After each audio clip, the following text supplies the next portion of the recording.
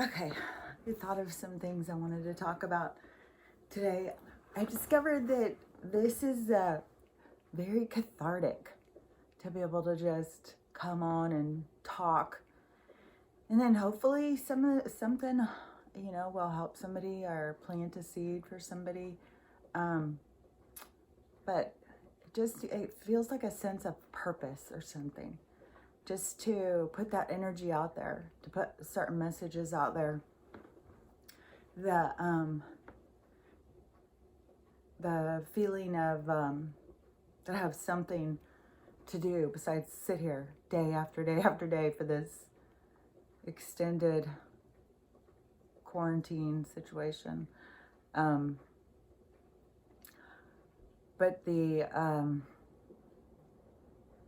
let's see, what was I going to say? Because when it very first started, at first it was like, you have no idea what sickness they've put out.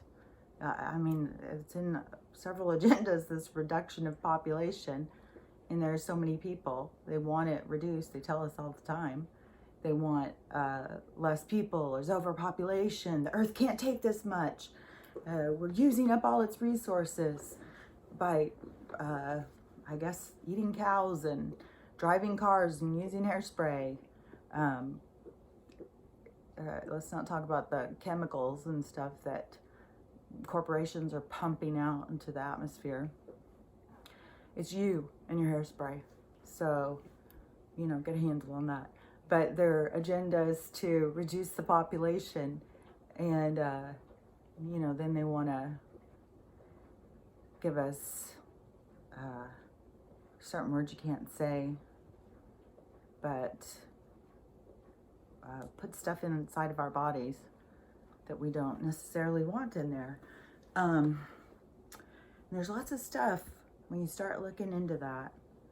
If you stop listening to the narrative and you actually look into it, there's a lot of horrifying things about these. But anyways, when it started, it seemed like it was going to be super short. It seemed like, they were talking 2 weeks. I remember I had tickets to go. There was somebody who wrote a book, and they had gotten, only had like 12 shows in the whole United States. One of them might have been Vancouver. I don't know. It seems like it was like 12 shows. It wasn't very many, and one just happened to be a half hour from my house. I was so excited, and everything just lined up, and I got tickets.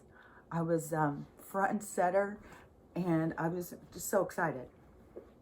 And I was going to get to see this person talk about their books, and they talk about a lot of deep stuff sometimes, and so I was really excited. And so when it happened, I was like right on edge, like, okay, it just can't go past this date. Okay, they haven't canceled it. And then it just kept going and going, and the show got canceled, and then it just kept going and going and going. So I had to figure out stuff to do. Go crazy. I just live here with my dogs, and so I started doing stuff. I had just moved into this house, and it needed a lot of work done to it, and so I just decided I'm just gonna start doing it. Just trust the universe that they're going to provide. And there was a whole space. I have a few buildings, and there was this whole space in between, and I live in the Pacific Northwest, so it's a lot of rain, and I live in the forest, so it's shady, and it is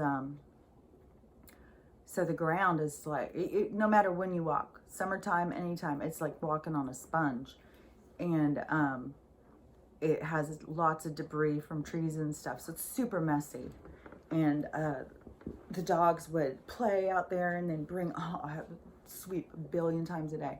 So I kept looking and looking, trying to figure out like what I wanted to do with it. And then I started thinking, well, I want to put a deck. And I kept looking on Pinterest, and I was like, I want to do a rock path. because there's a lot of rocks here. Like if you dig up anything, you're going to hit huge rocks. And so I have giant rocks all around my yard. And a lot of people do. It's a really rocky area.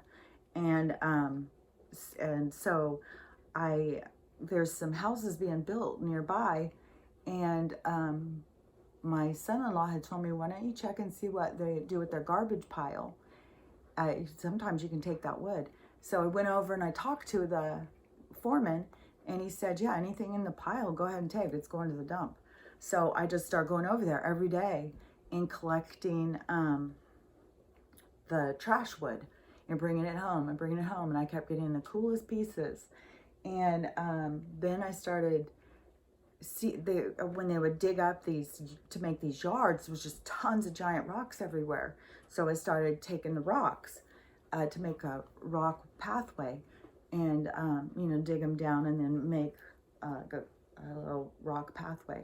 So that kept getting bigger and bigger and bigger, and doing all this landscaping and going over there and getting the rocks, going over there and getting the wood. And then I started just building this deck. And I never built a deck before. And, I'm a firm believer. I mean, some people can think like they manufacture thoughts or whatever. I'm a firm believer that I put it out there in the universe, and the universe gives me the message back. And so they were telling me how to do things that I had no idea how to do. I didn't have to go look it up or whatever. They were just telling me. So I was building this deck, and then I built another porch off of one of the buildings, and I started just doing all this landscaping. And then I painted my house, and then I landscaped my whole yard with all the rocks and doing pathways and stuff. And then I learned how to crochet. I made several blankets. I made a bedspread. I redid my kitchen. I painted the countertops. I painted the cabinets. It's just one project after another. One of my buildings, I started turning it into a guest house. And so it was more of a workshop. So we're pulling everything out and redoing the inside and painting it. I was doing all this stuff by myself. No idea how to do it, but it was giving me something to do through this quarantine. And I was feeling so accomplished. And then it became a point where I just had ran out of projects. And now it's winter too. But I have some more stuff doing, but it's kind of more of like a point where I need more money. I can't just go find it in a trash pile. Although I did have, in one of my rooms, when I moved in, I had a great big dresser, and this is a little cabin, and it took over one of the rooms, and it just was way too big. And I kept thinking, oh, I need to have one. And I kept picturing what I wanted. And I kept picturing it. And I'd look over and I would always see what I wanted. And then one day I decided to go for a walk, and just went out my driveway, went down a couple of houses, and somebody had set the dresser that I wanted out at the end of their driveway for someone to take. I was like, weird. It was in rough shape. It had, it was obviously had been their kids, had stickers all over it and everything. And so then I kept walking. I was going to go ahead and go to my destination. And then it started feeling raindrops on my face. So I looked at my phone, and it said it was 90% chance of rain to start right then. So I was like, okay, clear indication that they want me to get this now. This is, so I went back and got my car, drove down. Took forever to get that thing loaded. Got it loaded, brought it back home, left it in the car till the next morning, and brought it in. Started pulling off stickers, sanding it, took all the knobs off and stuff, and glued and screwed and all the things you have to do to get it to be sturdy, and put it in the place, and it fit exactly. I couldn't even believe it. I took I scrubbed with Bon-Ami, which I got Bon-Ami by accident because I grew up using Comet, and I got Bon-Ami, and now I see why it was something that they used a long time ago, because I used it and I was scrubbing the handles, and all of this stuff came off, all of this black tarnish and all of a sudden they were sparkling brass. Gorgeous. I had even bought a can of spray paint, gold spray paint. I was going to do them. And then once I scrubbed them, that's what they look like. Like I'd already painted. I couldn't believe it. So, and I got some ebony stain, and it's had some polyurethane already in it. It was like super thick. It was really pretty. So I stained it, and then I put those knobs on. It looks really Art Deco. It fits in the spot perfect. But it's what I kept seeing there.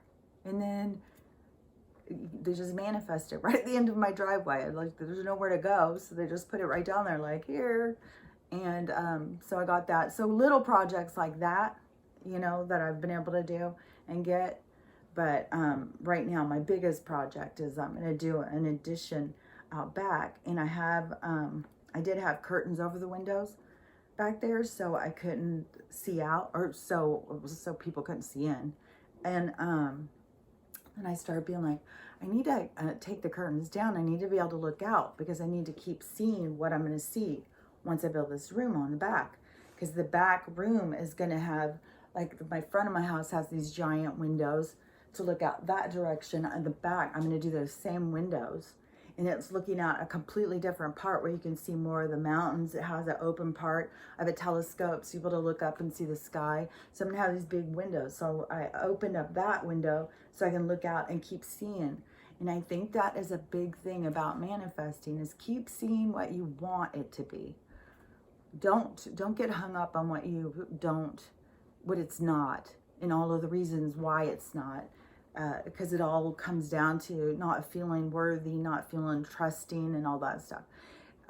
Just keep seeing what you want, and then accept it. You know, mine, I like to get it to where it's a project, because I like to create and make my own thing. I don't want it to just be handed to me. I want to create it, but I just want the stuff that I need to create. So, now that I'm down to this bigger project, I need a more substantial amount of money to buy my supplies. So I'm kind of in a holding pattern, I guess, because I'm definitely a firm believer in divine timing. It's going to come right at the time when it's supposed to come.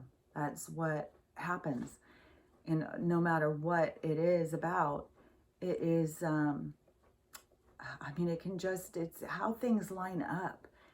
And when you're trying to get something that you want, it can feel like, I just need it right now. Like, I mean, it makes sense to me. You should just have it.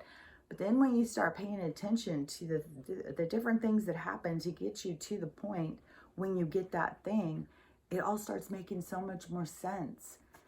You just start looking for those patterns in your life, and then you can just give up that control and just trust. It's going to come when it's supposed to come. Like, I know it's going to come. I don't have to doubt it. I don't have to try and make sense of, where's the money going to come from? How's this going to happen? I'm not, none of that.